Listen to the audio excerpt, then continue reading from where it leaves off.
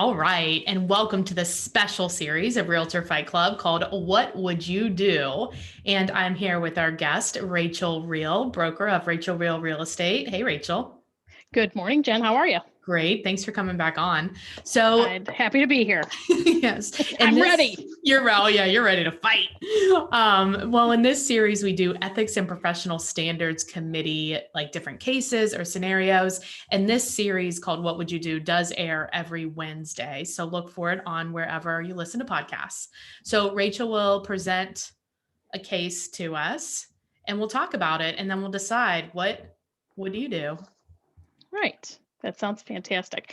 So today's article that we're going to talk about is Article 1. So that falls under the category of duties to clients and customers. Okay. So Article 1 from the Code of Ethics says, when representing a buyer, seller, landlord, tenant, or other client as an agent, realtors pledge themselves to protect and promote the interests of their client. This obligation to the client is primary, but does not relieve realtors of their obligation to treat all parties honestly. When serving a buyer, seller, landlord, or tenant or other party in a non-agency capacity, realtors remain obligated to treat all parties honestly. Okay. So this case here relates to Standard of Practice 1-15, which reads then, realtors in response to inquiries from buyers or cooperating brokers shall, with the seller's approval, which is key, disclose the existence of offers on a property. Where disclosure is authorized, realtors shall also disclose, if asked, also key, whether offers were obtained by the listing licensee, another licensee in the listing firm, or by a cooperating broker. So like if it's a dual agent. Right. So now again, a couple of things are key in there too. So if a buyer's agent asks if there's currently an offer on a property, the seller has to have authorization to disclose that offer from the seller. Okay. If they have that authorization to disclose that from the seller, they have to disclose that to that buyer's agent. But that buyer's agent, in order to get all the information that they need, have to ask those follow-up questions. Okay. In order to best represent their seller. Got it. Or their buyer. So, yep. Yeah. So we're going to talk about disclosure of the existence of offers to prospective purchasers. So we'll read through the case study and then we'll talk about it. All right. I'm ready. All right. This is a good one. It is good. Okay. So seller S listed her home for sale with Realtor B. The property was priced reasonably and Realtor B was confident it would sell quickly. The listing agreement included the seller's authorization for publication in the MLS and authority to disclose the existence of offers to prospective purchasers. So in this case, the seller did give the listing agent the authority to disclose the existence of multiple offers if asked. Okay. Within days, Realtor B had shown the property to several prospective purchasers, and one of them, buyer Z, wrote a purchase offer at close to the asking price. Fantastic. Right. Realtor B called seller S to make an appointment to present the offer. After hanging up with seller S, Realtor B received another call, this time from Realtor A. Realtor A explained that he represented a buyer who was interested in making an offer on seller S's property. Realtor A explained that while his buyer client was quite interested in the property, price was also a concern. He asked Realtor B if there were any other offers on the property, indicating that his buyer client would likely make a higher offer if there were competing offers on the table. Okay. So he's asking that question. Mm-hmm. Realtor B responded telling Realtor A, that's confidential information. Please tell your client to make his best offer. Oh. Taken aback by Realtor B's comments, Realtor A shared them with his buyer client who chose not to make an offer and instead pursued other properties. Okay. Buyer Z's offer was accepted by seller S later that evening, and sometime later the transaction closed. So seller listed, they got an offer, somebody else inquired, didn't get the information they wanted, so the seller moved forward and closed on the property. Okay. Several months afterward, seller S and Realtor A met at a social event. Never underestimate your social gatherings. And what could happen? Mm-hmm. Realtor A related his conversation with Realtor B. Seller S asked Realtor A if he thought Realtor A's buyer client would have made an offer on seller S's home, absent Realtor B's refusal to disclose whether there were other offers pending. Realtor A responded that it was impossible to tell for certain, but his buyer client had certainly not been favorably impressed by Realtor B's response to a seemingly routine question. Seller S subsequently filed an ethics complaint against Realtor B, alleging violation of Article 1 as interpreted by the Standard of Practice 1-15.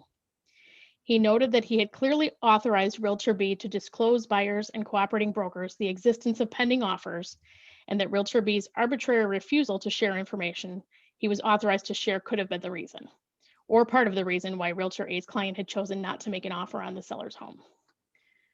Realtor B defended his actions, indicating that while he agreed that he had an obligation to promote seller S's interests, his obligation to Realtor A and to Realtor A's buyer client was simply to be honest.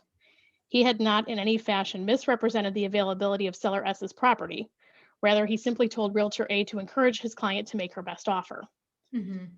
I'm not required to turn every sale into an auction, am I? He asked rhetorically. I feel that I treated all parties honestly and fairly, he concluded.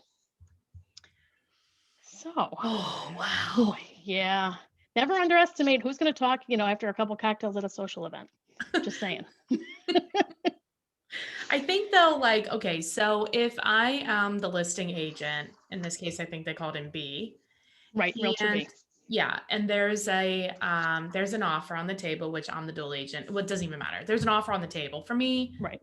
I know people get hung up on dual agency, and that's probably another topic, but like for me, I don't get hung up on it. So there's another offer on the table.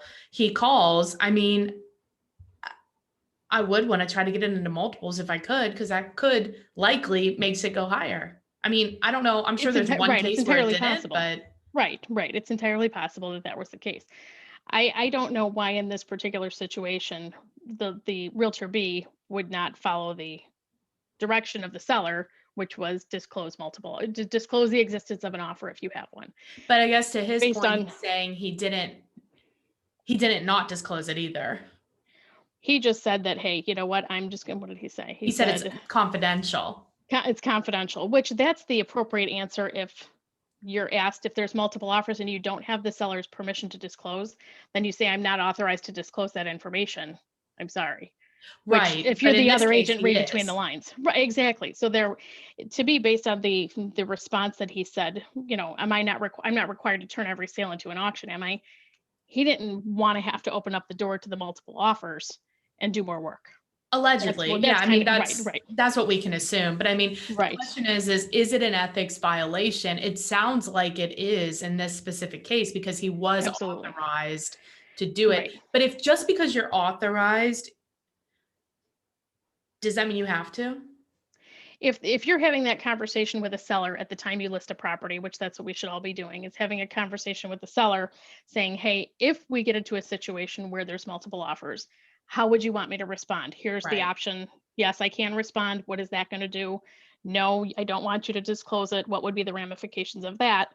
And talk about those things at the time of the listing appointment, as opposed to when you get caught off guard and then, in the middle of a multiple offer. Well, I also think there's been cases where you disclose there's multiple offers as directed by the seller, and then you actually lose the best offer.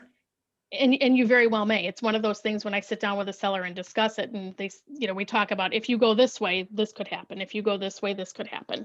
And there's always the possibility of having a second buyer come in. When you disclose there's a multiple offer, they go, hey, I don't want to get involved. I'm going to move on. Right. And that's okay. Mm-hmm. It's a 50-50, right? You've got to be okay with it. But in this case, that seller was the one that filed and said, hey, maybe I could have gotten more money for my house if the second buyer coming in knew I had multiple offers and maybe came in with a better price. Maybe not. We don't know, but you never know. An ethics violation? It sounds like it is. If you're directed to do so equals that you have to require, but I actually don't think we're not lawyers, but it doesn't seem that clear. It is when you're talking about following the direction of the seller. So if you look at it this way, any instruction the seller gives you, you're obligated to follow unless it's a violation of the law. Mm-hmm. License law or regular law. Mm-hmm. So as long as that seller says, yes, I want you to do that, then that's your obligation to do it, to disclose it. Exactly. Exactly. All right. So but the important okay. So I was going to say the important thing is, and a lot of buyers agents don't realize this, and about what happens when you ask the question. If you say, do you have multiple offers? That's great information, but what you really want is the rest of the information. Right. Because the rest of those questions that follow that up, they have to answer those questions. The listing agent does. Yes. And if they do, they're going to give you the information you need. You're going to want to know who the other agent was that bought the other offer in. Was it the They don't listing have agent? to ask unless they don't have to tell you unless they're asked. Is that what it says? Exactly. Exactly. And so there could be, imagine that you would also then have to ask, okay, do you offer a variable commission? Or that would be somewhere in the MLS if you do. Right. Okay. Exactly. And that's the whole point of those questions. So it's great to know whether or not you have multiple offers, but you only have half of the information if you don't ask those follow-up Mhm. questions. No, you're Because right. that's the whole point, is to put yourself on an even playing field with that first buyer. Right. And if you don't know if there's a variable rate commission involved, if you don't know, if there's some incentive for an in-house agent to sell it, or if it's a completely, third party co-op, broker Right. that's unrelated, that makes a big difference for Right. that second I mean, buyer I coming think in. like a lot of the variable rate, I think at least in on my markets has to be put in as part of the MLS. It absolutely does. Yes. But I think asking the question is a good idea too, just because. Absolutely. Yeah, because you don't know if a listing agreement started out with no variable rate commission, but maybe at some point down the road that became a factor. Right. It's still important to ask that so you have that information. Exactly. And it doesn't always mean like we don't do a variable rate based on if we're a dual agent. And you know what I mean? And not every agent Right. does, but it could Right. be a factor. So it is good to ask. And I've had Exactly. where I've been a dual agent on places and the seller, there was another offer that was better. That's okay. Right. Absolutely. Absolutely. Now, if there is a a variable rate commission, you're also required to disclose the differential, so Okay. that your buyer then coming in as number two can factor that into their offer. Nice. Perfect. So what was the finding on this one? So the hearing panel did not We need agree a with drum Realtor roll. B's. I know, right? We kind of do. I'm Okay, sorry. we'll add that in. Yeah. The hearing panel did not agree with Realtor B's reasoning, indicating that he had violated Article 1 as interpreted by Standard of Practice 1-15.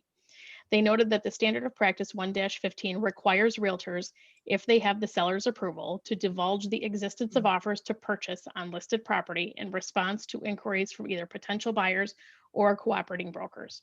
Realtor B had not met that obligation, and consequently, the hearing panel concluded that Realtor B had, in fact, violated Article 1. Wah, wah. I think Right, multiple offers yes. is a difficult, there's so many nuances to like Yes, multiple offers. So this one will absolutely. probably come up a few more times, I imagine. Right. And in the market that we're in, and I'm sure it's the similar by you guys too in Ohio, but Yeah. where I'm at in Chicago, you could show a house at 2 in the afternoon and it's sold under contract with multiple offers by 5. Oh yeah, or 201. Right, Right. or 201.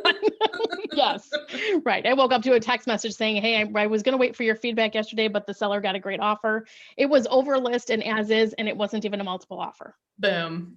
They just wanted it done. They had lost it on 3 houses previously, and they were just like, I'm not messing around. I just want it Take my done. offer. I Wow, want it that's done." Right, crazy.